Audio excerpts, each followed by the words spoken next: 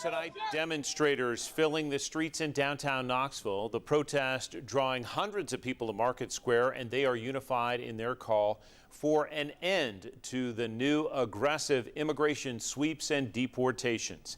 10 News reporter Maria Guzman spoke to members of that crowd who showed up, and they say they were there to support and protect their neighbors. Maria? Yes, John, this was a peaceful protest to gather people from across East Tennessee. This also comes in a time when similar protests are occurring across the country, including Los Angeles and Chicago. Here in Knoxville, advocates are standing against the Knox County Sheriff's Office and the Tennessee Highway Patrol. This as both agencies work closely with ICE on immigration-related matters. The partnership allows deputies to act on behalf of ICE. I spoke with two Mexican-American sisters who say this is personal to them. They sacrificed their homes, what they grew up with, their own personal families, just to be here. They sacrificed basically everything to give the happy life that they want for their children. Advocates say immigrants play a major role in Knoxville's economy and development. They say immigrants are critical employees in East Tennessee agriculture industry. Many who showed up tonight say it was for their neighbors. We're one of very few counties that relationship exists, and it should not exist. The police force is meant to protect and serve. ICE is not meant to do that. They're separating families. These two federal bodies should not ever be working together, and they shouldn't be getting our tax dollars out of the same bucket.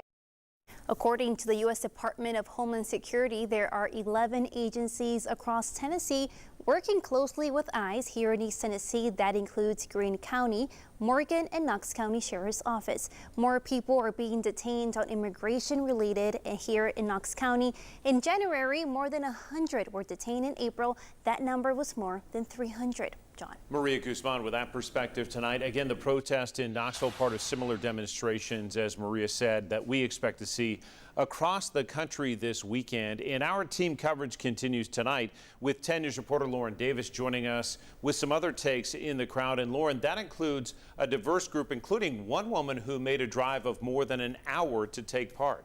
Yes, John, protesters filled Market Square to advocate for immigrants' rights. While many were immigrants or the children of immigrants, some protesters were there simply to stand up for what they believe is right.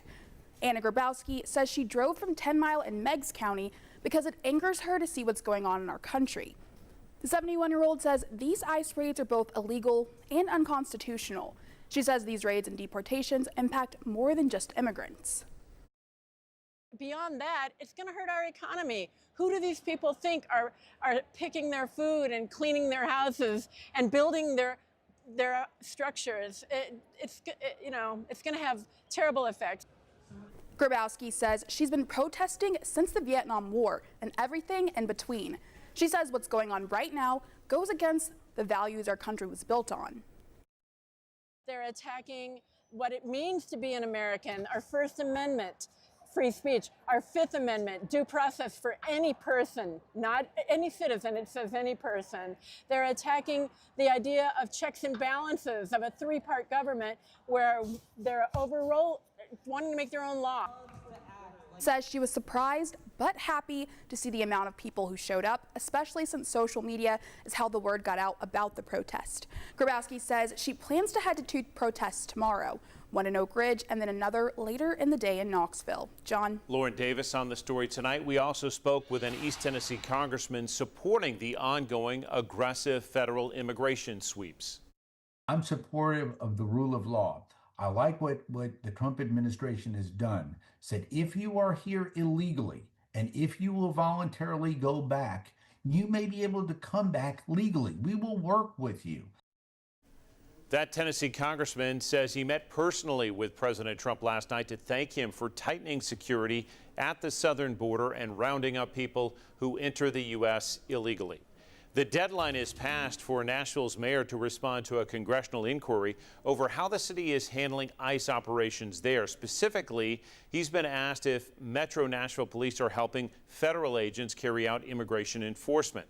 The House Judiciary Committee gave Mayor Freddie O'Connell until Wednesday. He now has until 6 Eastern today to respond, and that letter signing by Tennessee Representatives Andy Ogles and Mark Green states O'Connell might have obstructed federal immigration enforcement by limiting cooperation.